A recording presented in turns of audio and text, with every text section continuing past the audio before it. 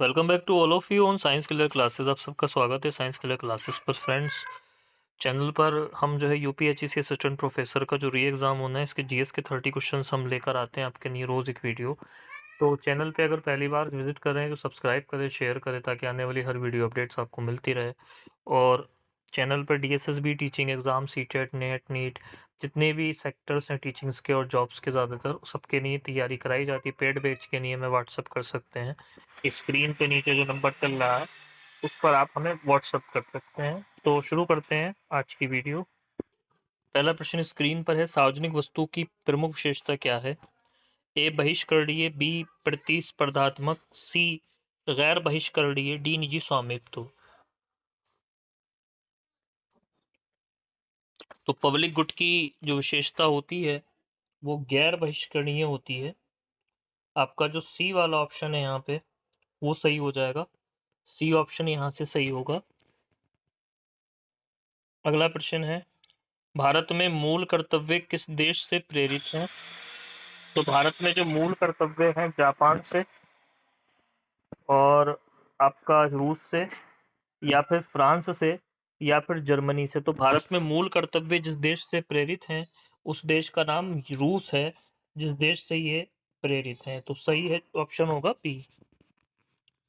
Demand draft किसके द्वारा जारी किया जाता है? आरबीआई, वाणिज्यिक बैंक, नाबार्ड, सेबी। तो डिमांड ड्राफ्ट जो होता है वो जारी किया जाता है आपका वाणिज्यिक बैंकों के द्वारा। ऑप्शन 3 यहाँ पे सही हो जाएगा। वाणिज्यिक बैंकों के द्वारा ही जो है डिमांड ड्राफ्ट जारी होता है। ऑप्शन बी यहाँ पे सही होगा। उसके बाद अगला प्रश्न है, बेसाल 3 मानक संबंधित हैं? ए बीमा से, बी सॉरी बैंक पूंजी पर्याप्तता से, सी शेयर बाजार से, डी मुद्रा विनिमय से। तो बेसाल 3 मानक जो संबंधित होते हैं वो होते हैं बैंक पूंजी पर्याप्तता से। बी वाला ऑप्शन यहाँ पे सही हो जाएगा। बेसाल 3 मानक जो होते हैं वो किससे होते हैं? बिल्कुल परीक्षा जैसे प्रश्न हमने यहाँ पे रखे हैं आपके लिए। राष्ट्रीय आय की गणना में कौन शामिल नहीं होता? सवाल 5 है। ए किराया, बी मजदूरी, सी स्थानांतरण भुगतान, डी ब्याज। तो इसमें से स्थानांतरण भुगतान जो होता है वो शामिल नहीं होता है। ऑप्शन सी यहाँ से सही हो जाएगा। ऑप्शन सी इसका उत्तर होगा। ओजोन छिद्र सर्वाधिक किस क्षेत्र में पाया जाता है? ए भूमध्य रेखा, बी उत्तरी रेखा, सी अंटार्कटिका, डी सहारा। तो ये उत्तर जो हो जाएगा आपका हो जाएगा सही, अंटार्कटिका। अंटार्कटिका में ही ओजोन छिद्र देखा जाता है। यहाँ से एक फैक्ट ये भी याद करते चलिए कि 16 सितंबर को वर्ल्ड ओजोन डे मनाते हैं हम। कब मनाते हैं world ozone day? World ozone day हम मनाते हैं 16 सितंबर को। 16 सितंबर को ये दिन मनाया जाता है। उसके बाद अगला प्रश्न हम यहाँ से ले लेंगे। डीकोलोनाइजेशन का शब्द का सही अर्थ है? ए औद्योगिकरण, बी उपनिवेशों की मुक्ति, सी वैश्वीकरण, डी सैन्यकरण। तो राइट ऑप्शन होगा इसका उपनिवेशों की मुक्ति। बी ऑप्शन यहाँ से सही हो जाएगा। ठीक है, 7 का बी सही होगा। भारत में संयुक्त वन प्रबंधन का उद्देश्य है? ए निजीकरण, बी स्थानीय सहभागिता, वन कर वृद्धि, या फिर औद्योगिक कटाई। तो भारत में संयुक्त वन प्रबंधन का उद्देश्य स्थानीय सहभागिता है। ऑप्शन बी यहाँ से सही हो जाएगा। मानव विकास सूचकांक एचडीआई में जो हैगा कौन सा घटक शामिल नहीं हो है? तो आपका जो हैगा जीवन प्रत्याशा, शिक्षा, प्रति व्यक्ति आय, मुद्रास्फीति। तो डी वाला जो ऑप्शन है मुद्रास्फीति ये शामिल नहीं होता। मुद्रास्फीति जिसको इन्फ्लेशन कहते हैं आप अंग्रेजी में, ये जो है एचडीआई में शामिल नहीं होता। और इसको ह्यूमन डेवलपमेंट इंडेक्स कहते हैं। इसे यूएनडीपी तैयार करती है। इसमें ये भी याद रखना है आपको। प्रश्न संख्या 10 है, लोक नीति पब्लिक पॉलिसी का अध्ययन किस विषय से जुड़ा है? तो ये तो बहुत सिंपल सी बात है, भूगोल से, राजनीति विज्ञान से, समाज शास्त्र से, या फिर मनोविज्ञान से। तो ये जुड़ा हुआ है आपका जो हैगा से, सॉरी, राजनीति विज्ञान से। बी वाला ऑप्शन जो है आपका सही होगा। लोक नीति किससे जुड़ी होती है? लोक नीति आपकी राजनीति विज्ञान से जुड़ी होती है। अगला ऑप्शन प्रश्न है,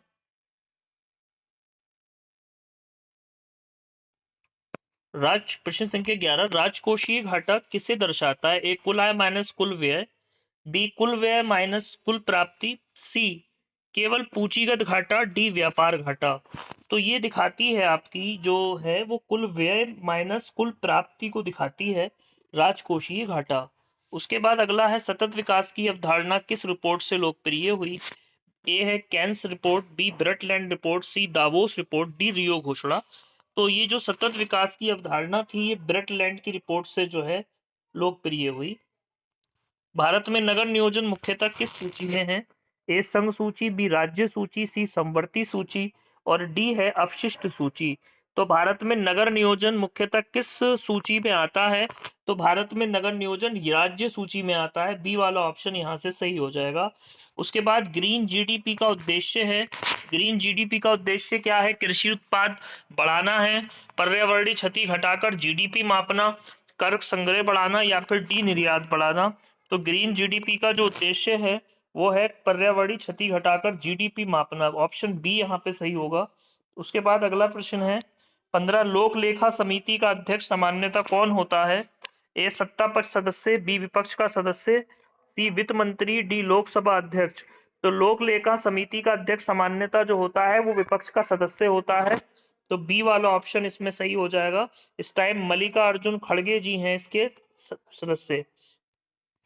उसके बाद प्रश्न 16 है साइबर अपराध किस पीढ़ी का अपराध माना जाता है। पहला प्रथम, बी द्वितीय, सी तृतीय, डी चतुर्थ। उत्तर होगा साइबर अपराध जो होता है वो तृतीय श्रेणी के अपराध में आता है। साइबर अपराध जो है तृतीय श्रेणी का अपराध माना जाता है।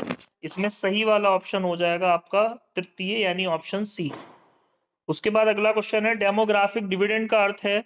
ए वृद्ध जनसंख्या, बी युवा कार्यशील जनसंख्या का लाभ, सी शिशु मृत्यु दर और डी प्रवासन।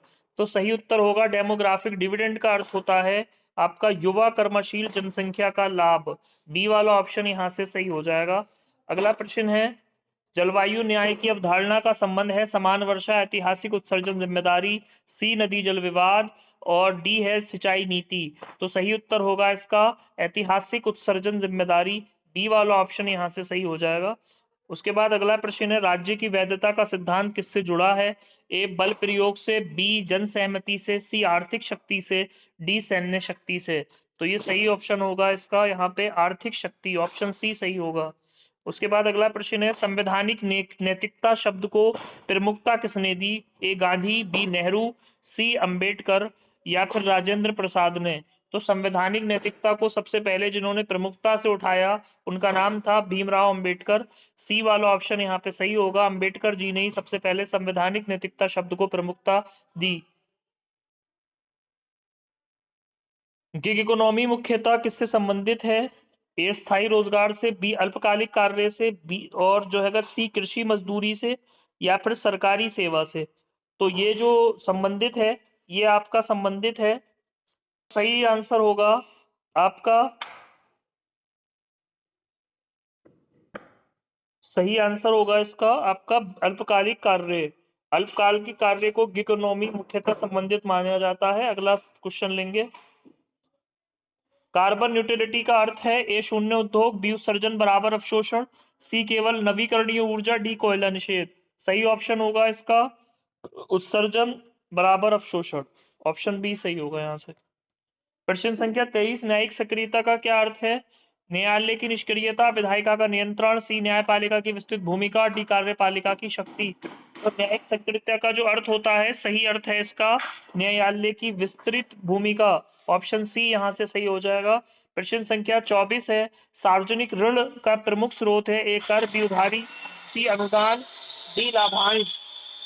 तो सार्वजनिक ऋण का जो मुख्य स्रोत है वो है आपका उधारी। उधारी जो है इसका प्रमुख स्रोत है। अगला है राष्ट्रीय सुरक्षा में अब कौन सा आयाम जोड़ा गया है। तो राष्ट्रीय सुरक्षा में अब जो आयाम जोड़ा गया है वो केवल जो हैगा ए सैन्य है, आर्थिक व साइबर है, केवल आंतरिक है, केवल सीमा है। राइट ऑप्शन होगा आर्थिक व साइबर जो है पांचवा बी जो है इसमें जोड़ा गया है। छठा है सामाजिक पूंजी का तात्पर्य है धन से, मशीन से, विश्वास नेटवर्क से या फिर भूमि से। तो सही आंसर होगा इसका विश्वास एवं नेटवर्क। 27 प्रश्न है, न्यायपालिका की स्वतंत्रता किसके लिए आवश्यक है? ए प्रशासन, बी लोकतंत्र, सी संघवाद, डी नौकरशाही। तो न्यायपालिका की स्वतंत्रता किसके लिए आवश्यक है? तो ये जरूरत है लोकतंत्र के लिए। बी वाला ऑप्शन यहाँ से सही हो जाएगा, लोकतंत्र के लिए इसकी जरूरत होगी। अगला प्रश्न है, लोक प्रशासन का जनक किसे माना जाता है? Max weber, Woodrow Wilson, Fayol या फिर टेलर को? तो आपका सही आंसर होगा यहाँ से वुडरो विल्सन को जो है लोक प्रशासन का आपको जनक माना जाता है। तो बी वाला ऑप्शन यहाँ से सही हो जाएगा। अगला प्रश्न है, शासन बनाम सरकार का अंतर किस आधार पर है? ए पद के आधार पर, बी प्रक्रिया के आधार पर, सी वेतन के आधार पर, डी क्षेत्र के आधार पर। तो शासन बनाम सरकार का अंतर जो है आपका प्रक्रिया के आधार पर होगा। बी वाला ऑप्शन यहाँ पे ठीक होगा। अगला प्रश्न है, राज्य के अनिवार्य तत्वों में कौन शामिल नहीं है? तो राज्य के अनिवार्य तत्वों में आपका जनसंख्या, क्षेत्र, आपकी सरकार और आपका लोकतंत्र। तो आपका जो है लोकतंत्र शामिल नहीं है, ऑप्शन डी यहाँ से सही हो जाएगा। तो फ्रेंड्स ये थे आपके 30 जीएस के क्वेश्चन जो असिस्टेंट प्रोफेसर री एग्जाम के लिए बहुत इंपॉर्टेंट हैं। अगर आप चैनल पर पहली बार आए हो तो इसे शेयर करें, सब्सक्राइब करें, और अगर आप पेड बैच ज्वाइन करना चाहते हैं तो हमारे जो है इस व्हाट्सएप नंबर पे आप जो हैगा मैसेज करें, ताकि जो है आप क्लास को ज्वाइन कर सकते हो। Thank you very much to watch.